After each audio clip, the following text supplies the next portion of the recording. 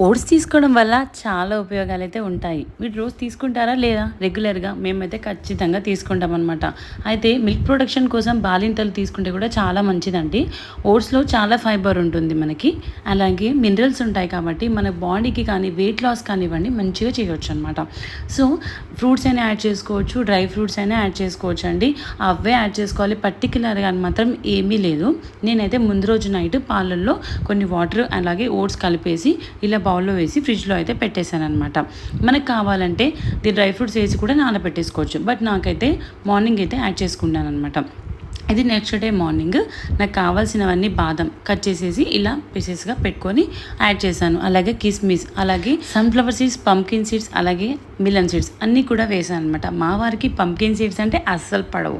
So ఇంకా covering చేస్తూ అలాగా కొన్ని యాడ్ చేశాను అనమాట తెలియకుండా అతనికి. సో ఇంకా మంచిగా వెయిట్ లాస్ వాళ్ళు తీసుకున్నట్లయితే మంచిగా వెయిట్ లాస్ బాగా జరుగుతుందండి. మనకి స్వీట్ అండ్ కోసం షుగర్ యాడ్ చేయొద్దు ఎట్టి పరిస్థితులలో, లేదా తేనె అన్నా లేకపోతే బెల్లమైనా యాడ్ చేసుకోవచ్చు అనమాట. హనీ అయితే బెస్ట్ ఆప్షన్ అండి. హనీకి వెళ్ళిపోవచ్చు బ్లైండ్గా. అండ్ ఫ్రూట్స్ ఉంటే బనానా కానీ మంచిగా పొమగ్రనేట్ కానీ అలా అయితే యాడ్ చేసేసుకోండి. నాకు ఇక్కడ బనానా తినొద్దు, కొంచెం నాకు థ్రోట్ ఇన్ఫెక్షన్ ఉంది. సో అందుకోసమే బనానా స్కిప్ చేసేసాను అనమాట. మీకు ఇంట్లో అవైలబుల్గా ఉంటే తీసేసుకోండి, చాలా బాగుంటుంది అనమాట. ఫ్రూట్స్ యాడ్ చేసుకున్నా. నేనైతే డ్రై ఫ్రూట్స్ ఇలా గార్నిష్ చేశాను.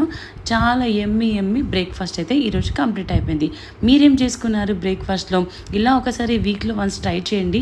పిల్లలకు పెట్టినా పెద్దలకు పెట్టినా ఏజ్డ్ వాళ్ళు ఎవరు తిన్నా కూడా అండి మంచిగా స్టమక్ ఫుల్ఫిల్గా ఉండి బాగుంటుంది. వీడియో నచ్చితే మరి తప్పకుండా లైక్ చేసి సబ్స్క్రైబ్ చేసుకోండి.